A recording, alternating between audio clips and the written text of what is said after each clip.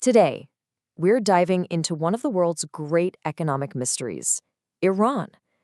We're talking about a system that's been hammered by sanctions and shaken by turmoil for decades, and yet, somehow, it keeps on running.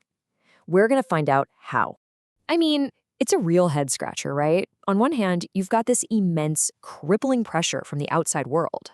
But on the other, the country just doesn't collapse. So how on earth does it actually work? Today, we're going to piece this puzzle together. And here's the secret, the key to the whole thing. It's not just one invisible hand like you'd see in a normal economy. In Iran, there are two, and they're secretly pulling all the strings. Understanding these two forces is the key to understanding everything. So let's dive in. Okay, so first up, let's just lay out the central paradox here. Iran's economy isn't just broken or inefficient, it's also incredibly tough, almost stubbornly resilient. Decades of sanctions and a really unique political system have forged this deformed model that survives against all odds. But as we'll see, that survival comes at a very, very steep price. But to really get a handle on the Iran of today, you have to rewind the clock and look at the Persia of yesterday. The modern Iranian economy, and really its entire worldview, is built on a foundation of 100 years of grievances, foreign meddling, and ultimately, revolution. This timeline really tells the story. It all kicks off back in 1901, when a British businessman gets a deal for Iran's oil for 60 years, with Iran seeing just 16% of the profits. You can imagine the resentment that created. Fast forward to 1951, Prime Minister Mossadegh tries to take back control and nationalizes the oil industry. But just 2 years later, a coup, orchestrated by the CIA and MI6, overthrows him and puts the pro-Western Shah back on the throne. Now, this long history of feeling exploited and controlled by foreign powers, that directly fueled the massive public anger that erupted into the Islamic Revolution in 1979, kicking the Shah out for good. And that revolution, it didn't just swap out one ruler for another. It created an entirely new, incredibly complex way of running a country. It's this unique mashup of a theocracy, ruled by religious authority, and a democratic republic. So what does that actually look like in practice? Well, you've got two systems running at the same time. On one side, you have the government you can see, an elected president and a parliament who are supposed to be accountable to the voters. But floating above all of that is the theocratic system. At the very top is the supreme leader, who holds the ultimate power and is considered accountable only to God. It's a dual structure for sure, but there's no question about which side has the final say. And this is where it gets really interesting. The supreme leader has the final word on everything. He's the commander-in-chief of the military, he controls the courts, and all the state-run TV and radio. Now look at that Guardian Council. It's controlled by the supreme leader, and it gets to vet every single law and every candidate running for office. It even vets the people on the Assembly of Experts, the one group that's theoretically supposed to keep an eye on him. It's basically a perfect closed loop of power. So, with this new political structure firmly in place, Iran basically set itself on a collision course with the West. And that led to the single biggest external force shaping its economy for the next 50 years. Sanctions, almost all of them coming from the United States. The relationship with the U.S. went sour almost immediately. The 1979 Iran hostage crisis, where 52 Americans were held for 444 agonizing days, sparked the very first wave of American sanctions. Iran's new leader, Ayatollah Khomeini, was defiant, declaring America the Great Satan, and setting a tone of confrontation that has pretty much defined the relationship ever since. And you can see the real-world impact of that confrontation right here in this chart.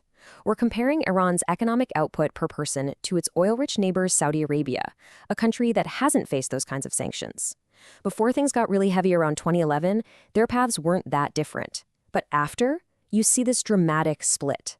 It's not a perfect apples-to-apples comparison, of course, but it gives you a powerful visual of the economic weight of all that international pressure. Now, the sanctions went right for the jugular, Iran's oil exports. At its absolute lowest point, after the U.S. pulled out of the nuclear deal in 2018, daily oil exports just cratered. They went from a healthy 2.5 million barrels a day all the way down to just 500,000. For an economy that depends on oil for over half its government revenue, that was absolutely devastating. But Iran is nothing if not resilient. It didn't just roll over. It adapted. It built this clandestine ghost fleet, a whole network of old tankers that do things like turn off their tracking systems, sail under fake flags, and transfer oil from ship to ship in the middle of the night. It's a massive, covert smuggling operation designed to keep the oil and the cash flowing. And this resourcefulness brings us right back to our main question. How does Iran survive all of this? The sanctions, the pressure, all of it? Well, the answer lies with those two invisible hands we talked about, the secret power players that really run the show. So the first hand is something called the boniads.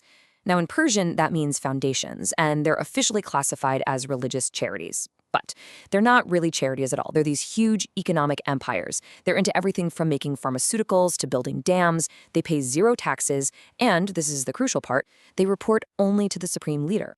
The second, and even more powerful hand, is the Islamic Revolutionary Guard Corps, better known as the IRGC. Now, don't just think of them as an army. They're an elite military force, yes, but they also act like a giant corporation. They run construction companies, telecommunications firms, the whole shebang. And just like the boniads, their one and only boss is the supreme leader. Okay, so this is the slide that brings it all together. This is the big reveal. Take a look at these numbers. The boniads control about 20% of Iran's entire economy. The IRGC, they control somewhere between 30 and 50%. That means, together, these two unelected, unaccountable organizations, both loyal only to the supreme leader, dominate up to 70% of the whole Iranian economy. So how do they keep such a tight grip? Well, they pretty much play by their own set of rules. They operate in a total black box, with zero financial transparency. They get awarded huge government contracts without even having to bid. They literally control Iran's borders and ports, which, you can imagine, makes smuggling incredibly easy. And since they get all sorts of subsidies, they can easily undercut any private company that dares to compete with them. Now, this whole system, this shadow economy, allows the regime to weather the storm of sanctions and keep control. But this survival comes at an enormous cost, and it's a price paid every single day by ordinary Iranian people. The first consequence? Just brutal, relentless inflation. For the last 5 years, the average inflation rate has been over 30% a year. I mean, just imagine your savings losing nearly a third of their value every single year. It makes it almost impossible to get ahead. Now, to try and keep a lid on all the public anger from that, the government does something pretty drastic. It spends a fortune on subsidies. In 2022, a mind-boggling 27% of the entire country's GDP was spent just on making energy cheap. It keeps gas prices low, which people like, but it's a massive drain on the country's finances and completely warps the economy. And that kind of distortion is everywhere. Just look at the currency. Officially, the government says $1 is worth 42,000 Iranian rials. But if you go out on the street and try to actually change money, the real market rate is closer to $1 million. This giant gap is a recipe for corruption. If you're well connected, you can get dollars at the cheap official rate and then sell them on the black market for a massive profit. So you put it all together. You've got a stagnant economy, corruption that's out of control, and a public that is just fed up. All that frustration has repeatedly boiled over into huge, countrywide protests, some of the biggest the regime has faced since the revolution itself. And that leaves us with the final, lingering question. Iran's economy is a true paradox. It's tough enough to survive, but it's too distorted to ever really thrive. It's trapped by sanctions from the outside and trapped by this rigid, controlling structure on the inside. Can it ever break free and find a real path to prosperity for its people? That's the billion-dollar question.